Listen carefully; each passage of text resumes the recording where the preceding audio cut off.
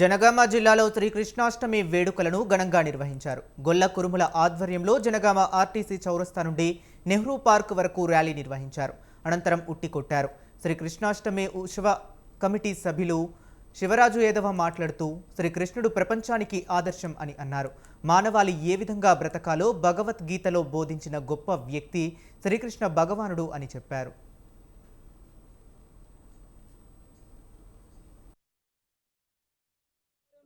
కురుమల ఆధ్వర్యంలో ఈరోజు ఘనంగా నిర్వహించడం జరిగింది.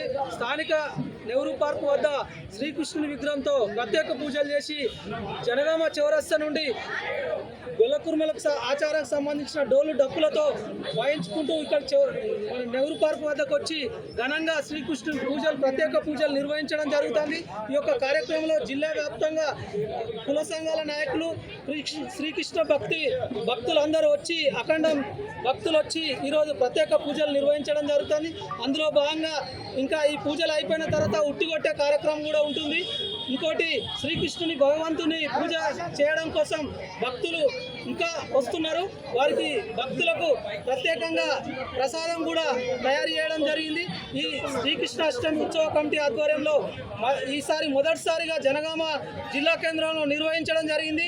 ముందు ఇంకా ఘనంగా నిర్వహించడం కోసం మేము ఈ కమిటీ ఇంకా ముందుకు వెళ్తుందని చెప్పేసి సందర్భంగా తెలియజేస్తూ, శ్రీకృష్ణ భగవంతుడు అందరికీ భగవంతుడు కాబట్టి ఒక గొల్ల కురుమలే కాకుండా దేశంలో ఉన్న ప్రజలందరికీ దేవుడు కాబట్టి అందరూ పూజించాల్సిందిగా కోరుకుంటూ శ్రీకృష్ణ భగవంతుని ఆశీస్సులు ఎల్లవేళ